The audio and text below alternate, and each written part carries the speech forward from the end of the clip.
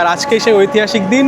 একদিন গাড়িটা চলেছে, তার মধ্যেই অবস্থা, এগুলো ছিঁড়েছে, এখানে এগুলো কেটেছে। আরে তুমি রাখো, আমি বলছি তো ড্রাইভার চেঞ্জ হয়ে তাই তো, খালি ড্রাইভার চেঞ্জ হতে হয়। বন্দে ভারত স্লিপার যে প্রিমিয়াম ট্রেন, সেই প্রিমিয়াম ট্রেনের প্রমাণ মানুষের কাছে এসে রিভিউ নেওয়া হচ্ছে, খাবার ঠিক আছে কিনা। খাবার কেমন লাগছে? খাবার ভালো লাগছে। ডালটা সুপার। এটা হলো ফার্স্ট এসির ওয়াশরুম।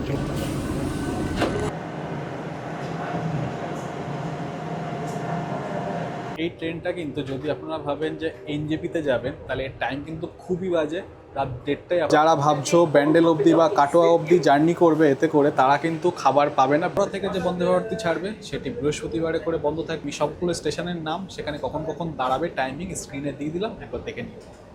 পিছনে এই এখন ঢুকছে হাওড়া বন্দে ভারত, হাওড়া কামাখ্যা বন্দে ভারত স্লিপার, ভারতবর্ষের প্রথম স্লিপার। আজকে 23শে জানুয়ারি, আর আজকে সেই ঐতিহাসিক দিন যেদিন চালু হতে চলেছে ভারতবর্ষের প্রথম বন্দে ভারত স্লিপার, তার কমার্শিয়াল রান হাওড়া থেকে। প্রথম জার্নিতে মানুষজন সব ট্রেনের সামনে চলে এসেছে, প্রচুর মানুষ আসছে এখানে ফটো তুলতে ট্রেনের সাথে। স্লিপারের এটা হলো পাইলট কেবিন। তো এখানে সমস্ত সিস্টেম রয়েছে, ভেতরে যাওয়ার আমাদের অনুমতি নেই, সেটা ইনগ্রাল জার্নিতে অনেকে করেছে। এই হচ্ছে টোটাল সিস্টেম, প্রচুর জিনিসপত্র ভেতরে, যার কিছুই বুঝবো না। ভারতবর্ষের এই প্রথম স্লিপার বন্দে ভারত নিয়ে কিন্তু মানুষজনের উত্তেজনা তুঙ্গে। মানে কী পরিমাণে মানুষ এখানে আসছে, যারা জার্নি করে তারা তো আছেই, এছাড়াও প্রচুর মানুষ আছেন যারা জার্নি করবেন এমনি জাস্ট ঘুরতে আসছেন, দেখতে আসছে, ট্রেনটার সাথে ফটো তুলতে আসছে। 200 জার্নিস দেখো মাই ট্রাভেল সাপোর্ট তো 200 জার্নিস দাদার সাথেও দেখা হলো। কিটা তো যাওগে।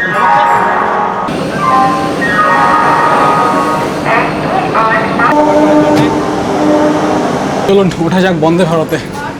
কি দারুণ কোচগুলো। এটা হচ্ছে বন্দে ভারতের থার্ড এসিতেই আমার সিট। চলুন আগে যাওয়া যাক। বেশ দারুণ কিন্তু থার্ড এসি যেটা রয়েছে সেটা হলো এরকম দুটো বার্থ, টোটাল তিনটে 6টা। এই কালারটা দারুণ, এই কালারটা। এবারে চড়ছি এই ট্রেনের সেকেন্ড ক্লাস স্লিপারে। বন্দে ভারতের সেকেন্ড এসি, এখানে টোটাল এদিকে 4টে বার্থ আর এদিকে 2টো বার্থ। তবে সেকেন্ড এসির যে সুবিধাটা হলো সেটা হলো এই বার্থগুলো কিন্তু অনেকটা চওড়া। এই সিটটা এরকম নেমে যাবে এখানে, আমি এখন দেখাতে পারছি না, কেউ না কেউ আসবে এখানে। এরকম যা ফেসিলিটি থার্ড এসিতে আছে তাই এখানেও আছে, আলাদা কিছুই নেই। এখানে একটা আয়না আছে, এখানে সুইচেস। সেকেন্ড এসির আরেকটা ব্যাপার সেটা হলো এইরকম কার্টেন দিয়ে আলাদা করা থাকে, ওদিকের জন্য আলাদা কার্টেন, এদিকের জন্য আলাদা কার্টেন, যেটা কিছুটা ফার্স্ট এসি বা কুপ বা কেবিনের মতন। আর এখানে এই যেটা নতুন সিস্টেম করেছে এটা বেশ ভালো, ট্রেটা, বোতল হোল্ডার উইথ ট্রে, এবং তলাতেও একটা স্পেস আছে। এছাড়াও নতুন যে সিস্টেমে এসেছে সেটা হলো এখানে এরকম লাইটিং সিস্টেম আছে। এটা হলো সকেট 3 পিন, যেটা আগে ছিল না। এখানে ইউএসবি, এখানে টাইপ সি, রিডিং লাইটস, এখানে নর্মাল সকেটের সুইচ, আর এখানে হলো ফোন রাখার জায়গা। সব কিছু টোটালি নতুনত্বভাবে সাজিয়েছে ইন্ডিয়ান রেলওয়ে। দারুণ ট্রেনটা। এটা হলো বন্দে ভারতের কূপ। এখন ভেতরে যেতে পারছি না, কেউ না কেউ রয়েছে, বাইরে থেকেই দেখাচ্ছি। কূপের সিস্টেম টোটালি আলাদা। এই কামরাটাতে একদিন সফর তো করবই। এখানে বেডগুলো অনেকটা চওড়া এবং almost same set up second এসির মতো, অলমোস্ট সেকেন্ড এসির মতোই। তার সাথে কেবিনটা দিয়ে দিয়েছে বা দরজা সিস্টেম, এখানে ওখানে পর্দা, এখানে দরজা। এছাড়া প্রাইভেসির ব্যাপার তো আছে, অনেকটা বেশি কমফোর্টেবল, আরামদায়ক। এবার আমি আমার কামরাতে উঠবো। আমার কামরা হচ্ছে B4, এই যে B4 থার্ড এসি। B4-এ আমার সিট রয়েছে 63।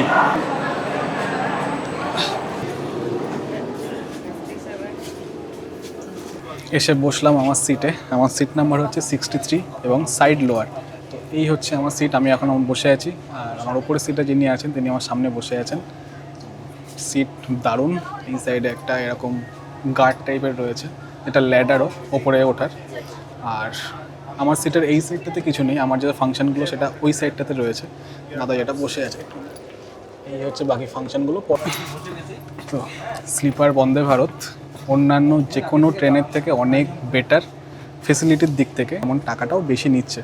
অন্যান্য ট্রেন এই জার্নিটা করাতেই আরও 400 থেকে 500 টাকা আপনারা কমে পেয়ে যাবেন। বাট যদি প্রিমিয়াম কমফোর্ট চান তাহলে এই ট্রেনে আপনারা জার্নি করতে পারেন। ট্রেন ছাড়তে আর বাকি মাত্র 2 মিনিট, তারপরেই রওনা হবে ভারতবর্ষের প্রথম স্লিপার বন্দে ভারত তার কমার্শিয়াল রান।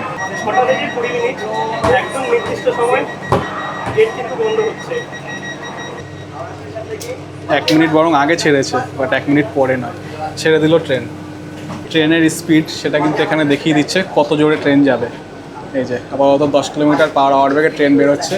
আর এটা হচ্ছে A1 কামরার গেট, A1। তারপর এদিকে হচ্ছে B4। মাঝখানে প্যাসেজটা কিন্তু হিউজ প্যাসেজ, এখানে কিন্তু প্রচুর সিস্টেম আছে। এটা জাস্ট ওয়াশ বেসিনের জায়গা তা নয়, এখানে বসার জন্য সিটও আছে। আগেও থাকতে সিটটা বর্তমানেও রয়েছে। যারা গেটের ধারে কেবিনে আমাদের জন্য অ্যাটেন্ডেন্ট আছেন, কেবিন বা এই কম্পার্টমেন্টে, তাদের বসার জন্য ওই জায়গা। এবার তোমাদের দেখিয়ে আনি বন্দে ভারতের ওয়াশরুম কেমন। এখানে ভ্যাকেন্ট লেখা আছে, ফাঁকা আছে, এবং সবুজ আলো মানে ফাঁকা।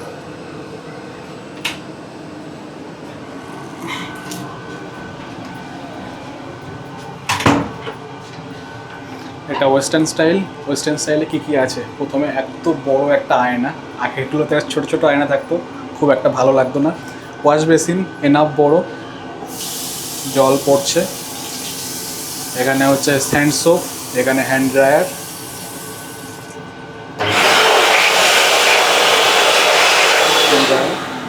এখানে হচ্ছে কোমোড ওয়েস্টার্ন স্টাইল, এখানে ফ্লাশ, এখানে কিন্তু সেন্সারও আছে। যদি আপনারা ইউজ করেন তাহলে সেন্সারের মাধ্যমেও জল বেরোবে। এখানে একটা গ্র্যাব হ্যান্ডেল বা জামা কাপড় রাখার জায়গা, যাই বলবেন। এখানে আছে হচ্ছে টিস্যু, মোটামুটি যাবতীয় যা যা দরকার সব কিছুই আছে। আর আছে ওয়েস্ট বিন, এই হচ্ছে ওয়েস্ট বিন। টিস্যু ইউজ করুন, ওখানে ফেলুন, টোটাল দারুণ। আরেকটা জিনিস, সেটা হলো হ্যাঙ্গার, টাওয়েল বা কিছু রাখলে এটা হচ্ছে তার হ্যাঙ্গার। সুন্দর, মানে বন্দে ভারত স্লিপার দারুণ। এয়ার পিউরিফায়ার, এখানে একটা টাইম টু টাইম এখানে ক্লক চলছে, টাইম টু টাইম এটা রিলিজ করবে। আমি তো ওদিকে ট্রেন ছাড়ার ভিডিও করছিলাম, ট্রেন ছাড়ার সাথে সাথে কিন্তু এখানে জল দিয়ে গেছে।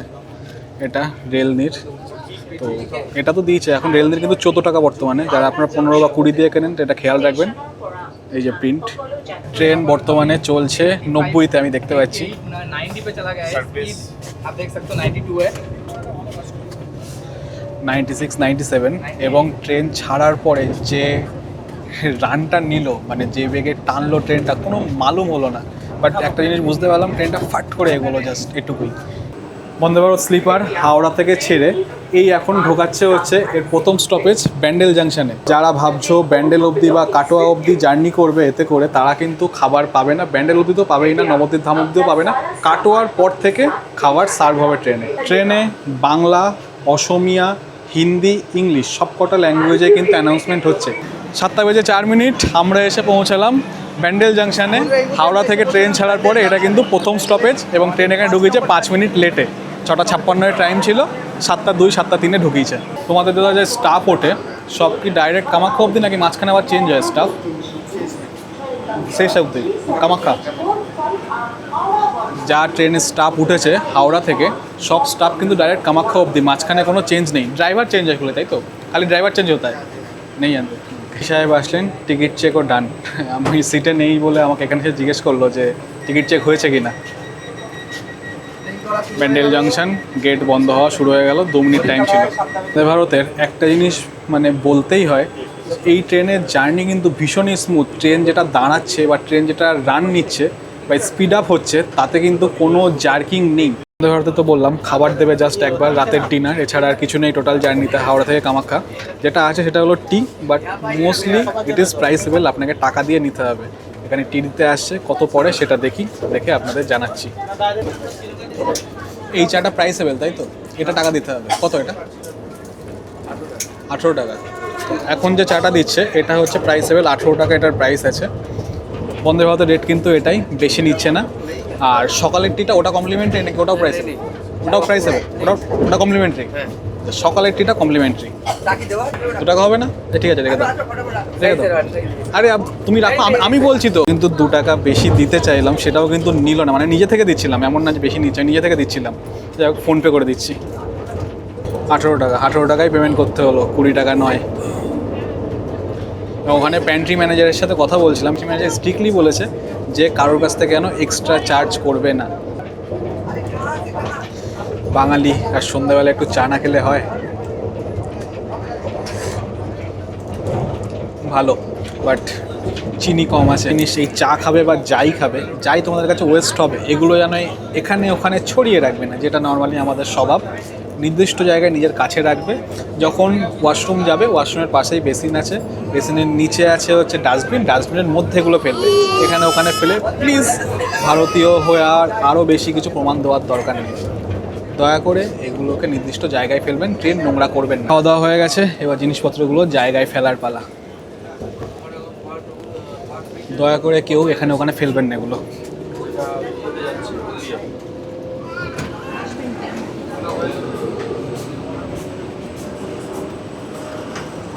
এখানে হচ্ছে ডাস্টবিন, প্লিজ এর মধ্যে এনে ফেলে যাবেন। ট্রেনের কিন্তু নবদ্বীপ ধাম ঢোকার আগে ডিনার সার্ভ হচ্ছে। এই যে ডিনার সার্ভ হচ্ছে, এই টোটাল একবারেরই খাবার, ওইটুকু খাবার। ওয়েস্টবিন বা ডাস্টবিনে গিয়ে যদি ময়লা না ফেলতে পারেন, তাহলে কিন্তু আপনার কাছে এরকম প্যাকেট নিয়ে আসবেন দাদারা, এখানে যারা কর্মচারী আছেন বা যে স্টাফ আছেন সেখানে আপনারা ফেলবেন।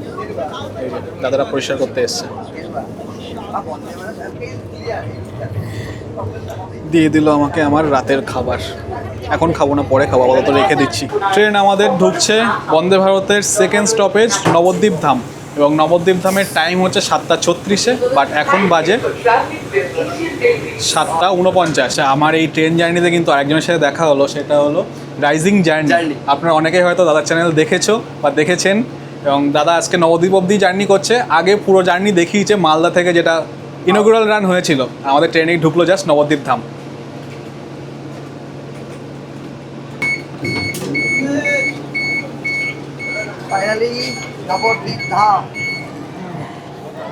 আমাদের ট্রেন ফাইনালি পৌঁছলো নবদ্বীপ ধাম। 7:36 পৌঁছানোর কথা, সেটা প্রায় 15 মিনিট লেট করে ঢুকেছে। আর নবদ্বীপ ধাম কিন্তু এই প্রথম কোনো বন্দে ভারত পেল। প্রচুর মানুষ এখানে জমা হয়েছে, সবাই বন্দে ভারত স্লিপার দেখার জন্য ভীষণই উৎসুক। 2 মিনিট এখানে হল্ট টাইম। এই যে প্রিমিয়াম ট্রেনগুলোতে, এইগুলোতে আমাদের একটাই অসুবিধা হয়, সেটা হলো এই দরজা খোলা যায় না। একটু যে বাইরেটা দেখাবো তোমাদের, বা বাইরের প্রকৃতির মজা নেবো, একটু ক্যামেরা তুলে ধরবো, সব কিছু এগুলো হয় না। এই বদ্ধ কামরার মধ্যে জার্নি। আমাদের এই মুহূর্তে পৌঁছলো তার তৃতীয় স্টপেজ কাটোয়া জাংশনে। টাইম ছিল 8:02-তে, আর ট্রেন ঢোকালো 8:17-তে।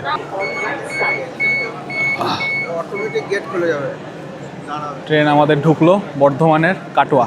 বন্দে ভারত স্লিপার এটাই বোধহয় ভারতবর্ষের প্রথম ট্রেন যাতে কোনো আরএসি বা ওয়েটিং লিস্টের সিস্টেম নেই। যেটুকু টিকিট ছাড়বে তখন আপনারা বুক করবেন, যা টিকিট পাবেন সেটাই কিন্তু ফাইনাল। এরপরে কোনো তৎকালেরও সিস্টেম নেই। আর ওয়েটিং লিস্ট যারা দেখতে পাচ্ছেন ওয়েটিং লিস্ট হয়ে আছে, ওগুলো সব অটোমেটিক ক্যান্সেল হয়ে যায়। ট্রেন এখন এসে পৌঁছালো হচ্ছে আজিমগঞ্জ জাংশন। আমাদের ট্রেন সময়ের থেকে বেশ অনেকটাই কিন্তু লেটে চলছে। আজিমগঞ্জে এই ট্রেনের সময় কিন্তু 5 মিনিট, অন্য আগে যেগুলো ছিল সেগুলো 2 মিনিট করেছিল, এটা 5 মিনিট দাঁড়িয়ে আজিমগঞ্জ থেকে এই ট্রেন ছেড়ে দিল। আচ্ছা, এই ট্রেনের খাবার নিয়ে আরেকটা ইনফরমেশন দিয়ে দিই। এখানে কিন্তু জয়েন্ট ফুডেরও অপশান আছে, সেটা হয়তো আপনারা যখন টিকিট বুক করবেন তখন পাবেন না।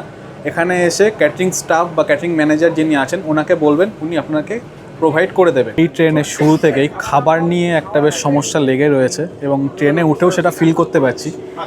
নন ভেজ আর ভেজ ফুড, আমার মতে ভেজ ফুড যদি ভালো হয়, ভালো কোয়ালিটির হয়, একদিন খেতে কোনো অসুবিধা নেই। ইন্ডিয়াতে আরও যে একটা বন্দে ভারত আছে, যেটা কাটোয়া বন্দে ভারত, তাতেও কিন্তু এই ভেজ ফুড অপশানই চলে।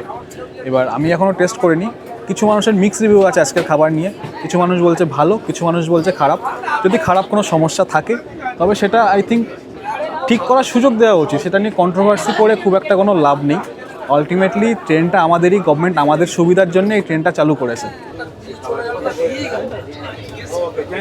আমি এটা বলছিলাম, ট্রেনে কিন্তু জায়ান্ট ফুডের অপশান রয়েছে, তো ম্যানেজার সাহেব জায়ান্ট ফুড দিয়ে গেলেন এনাদের।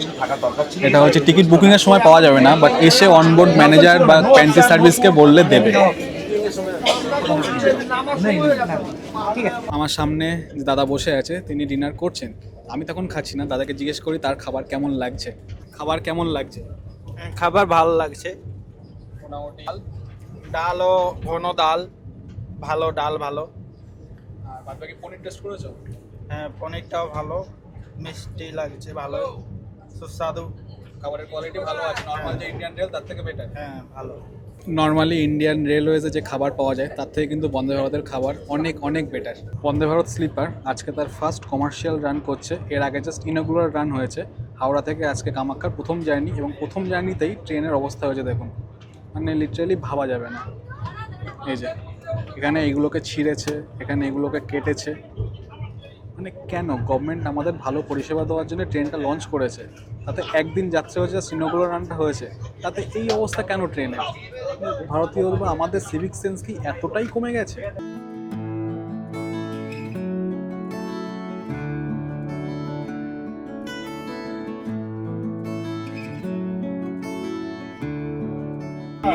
প্রথম দিনে খাবার নিয়ে একটু সমস্যা হয়েছে, তাই প্যান্টি ম্যানেজার যিনি আছেন উনি এসে সবার কাছ থেকে রিভিউ নিচ্ছেন।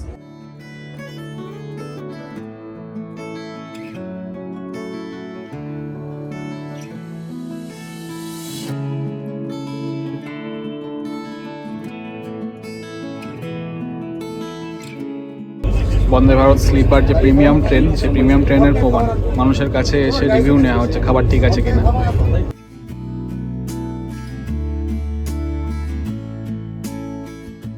ট্রেন আজিমগঞ্জ পেরিয়ে গেছে, 9টা পার হয়ে গেছে। ভাবছি এবার ডিনারটা করেই নিই।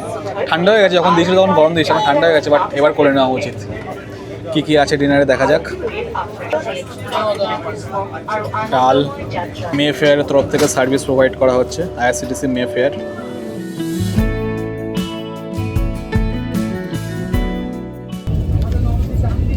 পনির, পোলাও, এটাতে আছে রুটি।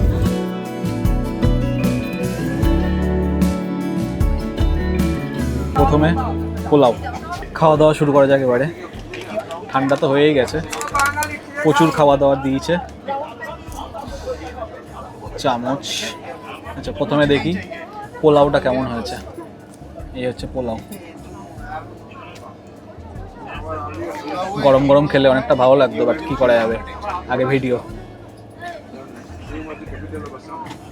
ভালো, পোলাওয়ের টেস্ট ভালো। ডাল, ডাল বেশ ঘন, ডালটা সুপার। পরে দেখি হচ্ছে আলু ভাজা, দুটো বড় বড় সাইজের পনির আছে এরকম। ভালো, জানি না মানুষজন কেন কমপ্লেন করছে, কিছু হয়তো খাবার গন্ডগোল এসছে। আমার এটাতে ভালো খাবার পেয়েছি আমি। এবং ভেজ খাবার যদি এতটা সুন্দর হয়, আমার ভেজ খাবার খেতে কোনো অসুবিধা নেই। স্লিপারে দিচ্ছে এই ধরনের সন্দেশ, যেটা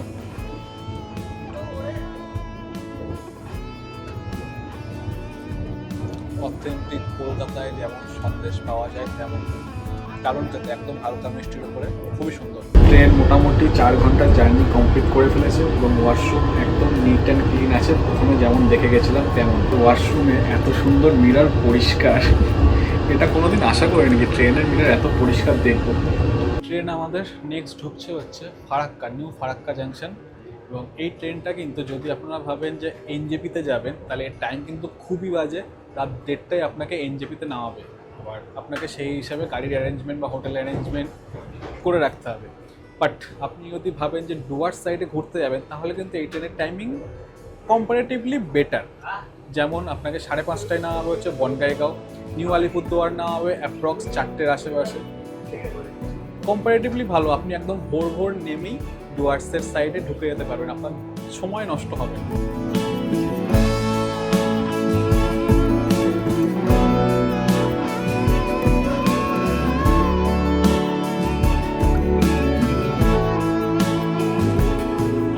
স্লিপারের হাইয়েস্ট স্পিড হচ্ছে 130 এবং অ্যাভারেজ স্পিড 110-এরও নিচে। এই ট্রেন হাওড়া থেকে মালদা টাউন অবধি এর মধ্যে রান করতে পারবে ম্যাক্সিমাম 130-এ, মালদা টাউন থেকে কামাখ্যা এর মধ্যে রান করতে পারবে 110-এ। আর এই ট্রেন হাইয়েস্ট স্পিড যেটা টেস্টেড সেটা হলো 180, বাট 180-র কোনো ট্র্যাক আমাদের এই হাওড়া থেকে কামাখ্যা এই লাইনের মধ্যে নেই, তাই এখানে ম্যাক্সিমাম 130-এই কিন্তু ছুটবে। বন্দে ভারত স্লিপার হাওড়া থেকে ছাড়ে হচ্ছে 6টা 20-তে, কামাখ্যা ঢোকাবে সকাল 8টা 20-তে। টোটাল জার্নি টাইম 14 ঘন্টা। হাওড়া থেকে যে বন্দে ভারতটি ছাড়বে সেটি বৃহস্পতিবারে করে বন্ধ থাকবে, যেটি কামাখ্যা থেকে ছাড়বে সেটি বুধবারে করে বন্ধ থাকবে। এই ট্রেনে 3টি ক্লাস আছে, third AC, second AC, first AC. Third এসির ভাড়া হচ্ছে 2435 টাকা, সেকেন্ড এসির ভাড়া 3145 টাকা, ফার্স্ট এসির ভাড়া 3855 টাকা। এর ওপরে আপনার কনভেনিয়েন্স ফি বা জিএসটি সেগুলো কিন্তু অ্যাড হবে। এই ট্রেনে টোটাল 11টা আছে থার্ড এসি, মোস্টলি 4টে আছে সেকেন্ড এসি এবং একটা কি দুটো আছে first AC. Vande Bharat sleeper Howrah থেকে ছাড়ার পরে টোটাল দাঁড়াবে হচ্ছে মোট 13টা মতন স্টেশনে। কী কী স্টেশন আমি বলে দিচ্ছি: ব্যান্ডেল, তারপর নবদ্বীপ ধাম, তারপর Katwa, Azimganj, new Farakka junction, Malda town, Aluabari road, new Jalpaiguri, Jalpaiguri road, new Cooch Behar, Alipurduar, new Bongaigaon মানে রঙ্গিয়া জংশন, তারপরে হলো কামাখ্যা। এই হলো টোটাল ডেস্টিনেশন, টোটাল জার্নি। আমি সবগুলো স্টেশনের নাম, সেখানে কখন কখন দাঁড়াবে টাইমিং স্ক্রিনে দিয়ে দিলাম, একবার দেখে নিই। স্টেশন ঢোকার আগে কিন্তু এরকম অ্যানাউন্সমেন্ট হচ্ছে যে এখন নিউ ফারাক্কা জাংশন ঢুকছে। এই যে অ্যানাউন্সমেন্ট হচ্ছে। स्टेशन पर पहुंचने वाली है। ট্রেন আমাদের এই এসে পৌঁছালো নিউ ফারাক্কা জাংশনে। সময় এখন 10:36 আর ট্রেন ঢোকানোর টাইম ছিল 9:58। ট্রেন আমাদের তো এই নিউ ফারাক্কা জাংশন এখন ছেড়ে দিল। ফোন চার্জ দেবো, এখানে যে 3টে চার্জিং পয়েন্ট আছে এর মধ্যে আমি দেবো হচ্ছে এই ইউএসবি টাইপ সিটাতে আইফোন। তো দেখি কাজ করছে কিনা। Always wishes you a happy and comfortable journey.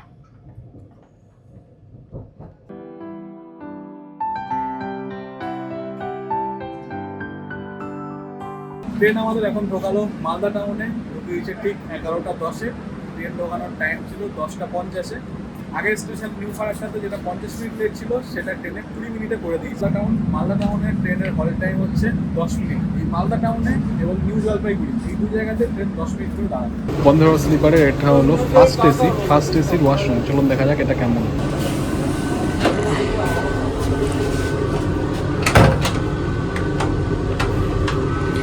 এই হলো ফার্স্ট এসির ওয়াশরুম। অনেক কিছু আলাদা আছে। প্রথমেই এরকম কর্নারে আছে হচ্ছে একটা বড় মিরার, বেসিন, এটা ঠিক আছে। এটা হ্যান্ড ড্রায়ার, এটা অন্যতেও আছে, হ্যান্ড সোপ অন্যতেও আছে। বাট এই যে জায়গাটা পর্দা দিয়ে সেপারেট করা, এটা কিন্তু নেই। এটা হলো শাওয়ার রুম। বন্দে ভারতের ফার্স্ট এসিতে আপনারা পাবেন এরকম শাওয়ার রুম। এখানে ওয়েস্টার্ন স্টাইল, এটা ঠিক আছে, বাদ বাকি এভরিথিং ইজ ওকে। আর এটা হচ্ছে যদি বাচ্চাকে ডাইপার বা এটসেট্রা চেঞ্জ করতে হয় তার ধরুন এই জিনিসটা।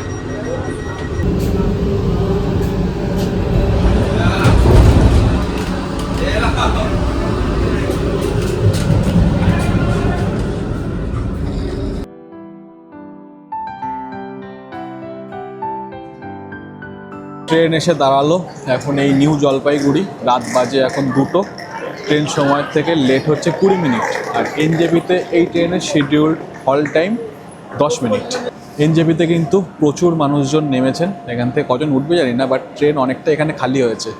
বাট নর্থ বেঙ্গল ঘুরতে আসার জন্য কিন্তু আমি আবারও বলবো এই ট্রেনটা উপযুক্ত নয়। এই রাত 1:30-2টোর সময় নেমে তারপরে 5 ঘন্টা 6 ঘন্টা ওয়েট করা একটু টাফ। ট্যুর ব্লগ হয়েছে, চলো এবার একটু শুয়ে নেওয়া যাক। আমার হাতে 2-3 ঘন্টায় সময় আছে। আমি ফারাক্কা অবধি আমার টিকিট কাটা আছে, কামাখ্যা অবধি আমার টিকিট কাটা আছে। বাট আমি কামাখ্যা অবধি যেতে পারবো না, আমাকে বনগাইগাঁও অবধি নামতে হবে। কেন নামছি, কী বৃত্তান্ত, সেটা সবই বলে দেবো। বাজে এখন সকাল 5:30, বাইরে সূর্যের আলো এখনও ফুটেনি। আর ট্রেন ঢুকছে নিউ বনগাইগাঁও জংশন। এনজেপির পরে আর কিছুই দেখাতে পারেনি। এনজেপির পরে গেছে হচ্ছে Jalpaiguri road, new Cooch Behar, new Alipurduar. আমি এখন এই বনগাইগাঁও জংশনেই নামছি।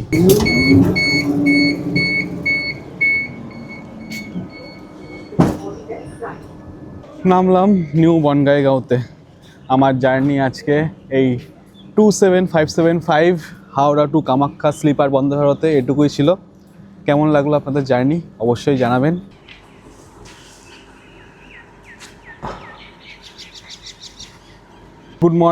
Good morning everyone from Bongaigaon. আমার বন্দে ভারত স্লিপারের জার্নি আমি এখানেই শেষ করলাম। এরপরে আছে আর জাস্ট মাত্র 2টো স্টেশন, রঙ্গিয়া, কামাখ্যা। আর যেটা এখানে এক্সট্রা পেতাম সেটা হলো 1 কাপ চা, morning high T, that's it, nothing else. তো আমিও জার্নিটা এখানেই শেষ করলাম। তার কারণ কি না, আমি যাব হচ্ছে ডুয়ার্সে।